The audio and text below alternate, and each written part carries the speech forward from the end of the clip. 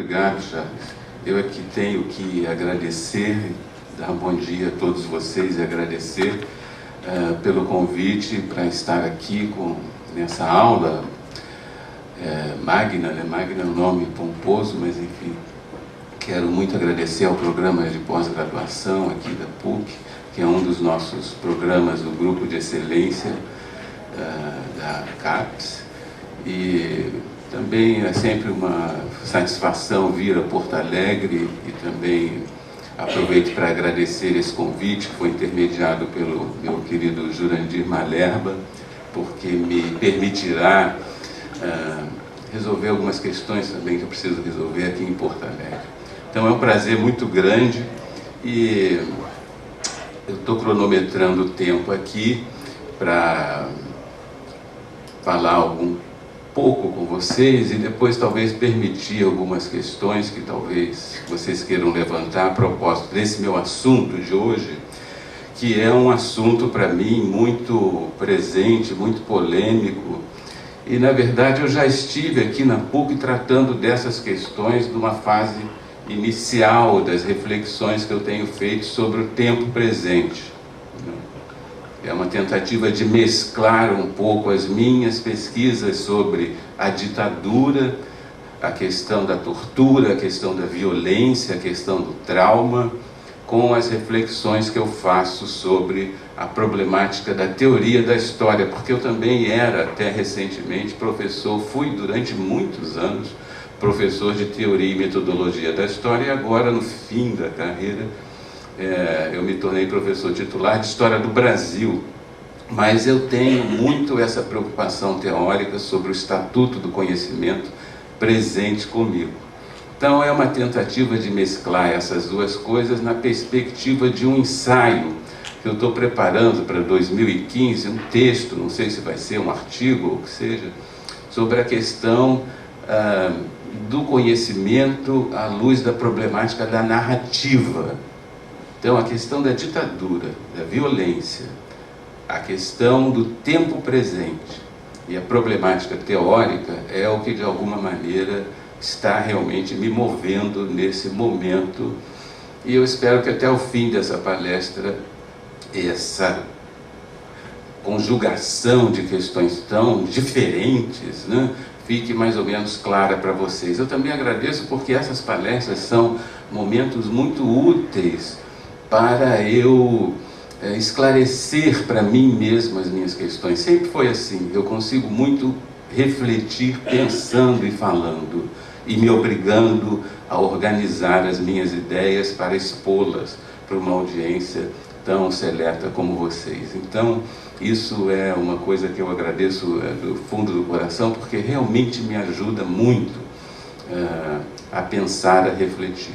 E eu estou gravando aqui porque eu tenho um lado também de blogueiro, né? Eu tenho a minha vida de blogueiro, que é um serviço paralelo que me foi proposto fazer para divulgar esses temas. E essa história da internet é muito curiosa. Agora pela manhã, por exemplo, eu recebi uma mensagem do YouTube dizendo que havia um comentário possivelmente desabonador no vídeo que eu postei recentemente sobre o Manifesto Militar. Então você, não sei se quem tem canal de vídeos no YouTube sabe disso, né? Recebe-se uma mensagem, acho que automática, não sei como eles percebem isso, deve ter uma lista de palavrões, alguma coisa assim, né? Então surge aquela mensagem no teu e-mail dizendo, olha, dá uma olhada lá, porque tem um comentário talvez desabonador. E o militar que viu meu vídeo, anotei aqui o comentário, ele escreveu assim: professor lixo. Esse professor é um exemplo do baixo nível educacional do Brasil. Viva 64 e terrorismo nunca mais.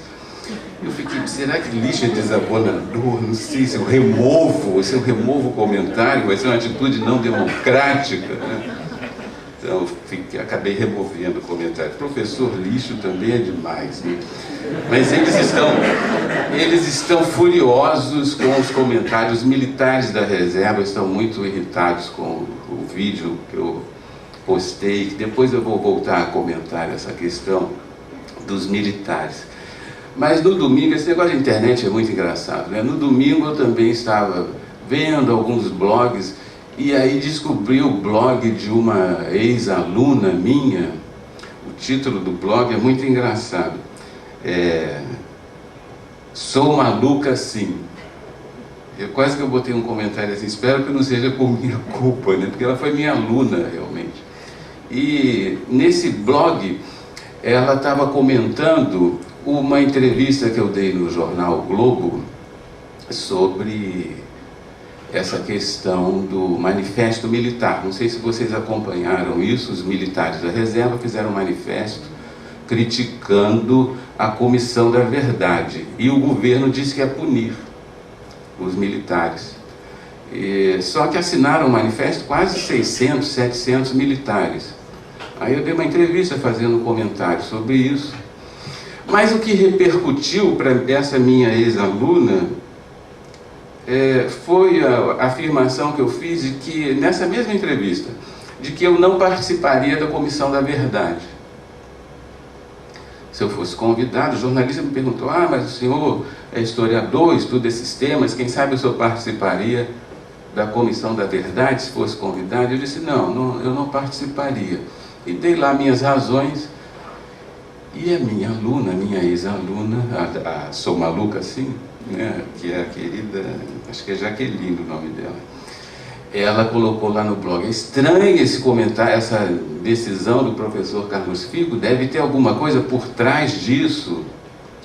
Talvez ele esteja querendo, acho que é mais ou menos isso que ela postou no blog, ele esteja querendo evitar polêmicas, né?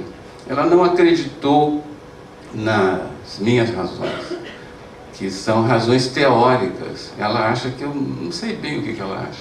E por isso que eu estou gravando, porque eu espero que depois eu possa postar esse vídeo e ela ver os comentários e voltar a fazer um comentário no blog Sou Maluca Sim.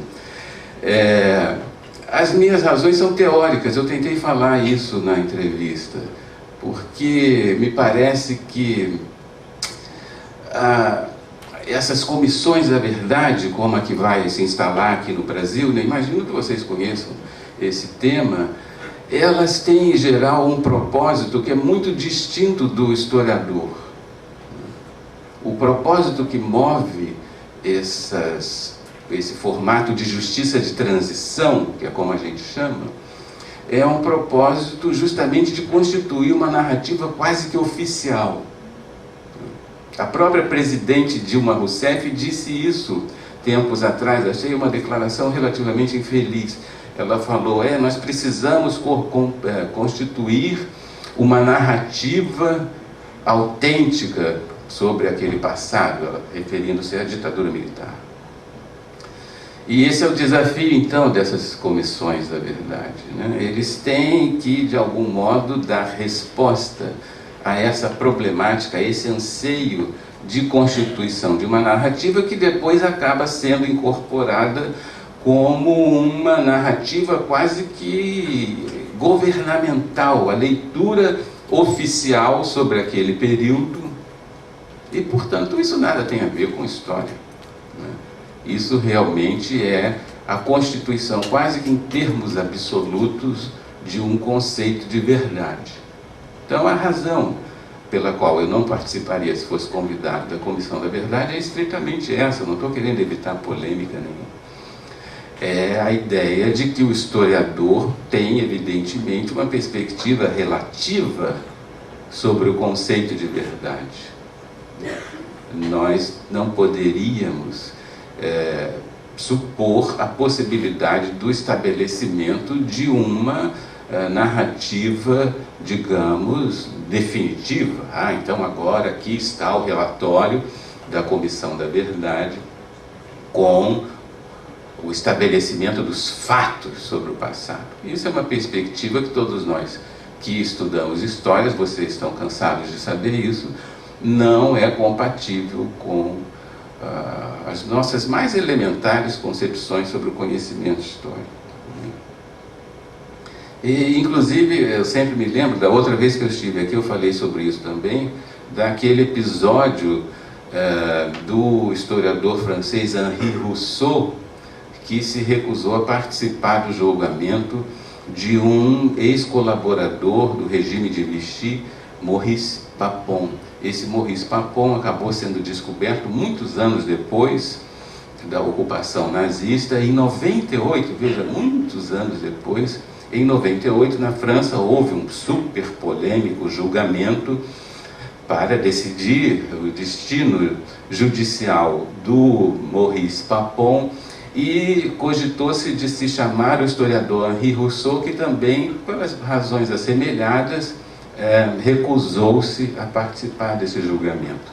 Então, a atuação do historiador como perito é uma coisa adequada? Em muitos momentos, nessa vaga que começou na América Latina de justiça de transição, tem sido chamado o historiador a atuar como perito, que é o caso que eu seria chamado, se eu fosse, imagina se a presidente vai se lembrar do meu nome, mas a Associação Nacional de História gostaria que houvesse um historiador na Comissão da Verdade.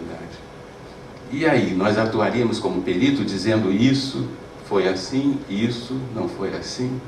Então é muito interessante essa problemática da justiça de transição, que é um dos temas mais candentes da história do tempo presente, no sentido de nos ajudar a refletir sobre o estatuto teórico da história. Aí vocês já vão vendo, eu espero, um pouco essa mescla que eu tento fazer entre a reflexão teórica e a configuração propriamente gnoseológica da história do tempo presente. No meu caso, em torno do problema da ditadura, mas no caso de historiadores europeus e outros, em torno, por exemplo, da questão do Holocausto, também no caso dos genocídios. Todos esses eventos têm sido classificados como eventos traumáticos. E essa chave analítica da violência que caracterizou o Holocausto, que caracterizou a tortura, que caracterizou o genocídio, que de algum modo caracterizou o século XX, né? A violência tem sido entendida como uma chave analítica do século XX. Esse tempo presente muitas vezes tem sido entendido como o século XX e suas violências, a possibilidade da hecatombe nuclear. Esse traço que seria um traço característico do tempo presente, a violência, então, geraria um efeito traumático que, por sua vez, é lido ou politicamente na clave da justiça de transição, em nossos países, por exemplo, da América Latina, em torno das comissões da verdade, na França, com o enfrentamento dos colaboradores que entregaram franceses ao nazismo, e assim por diante.